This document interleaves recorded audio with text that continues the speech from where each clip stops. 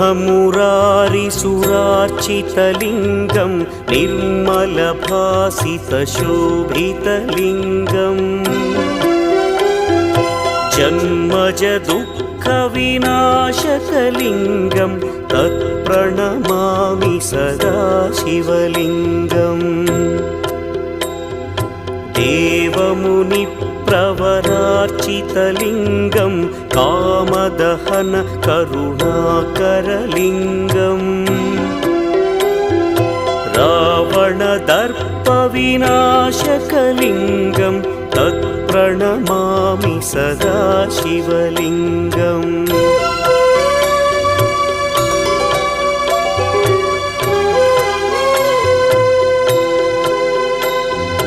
सर्वसुगन्धसुलेपितलिङ्गं बुद्धिविवर्धकलिङ्गं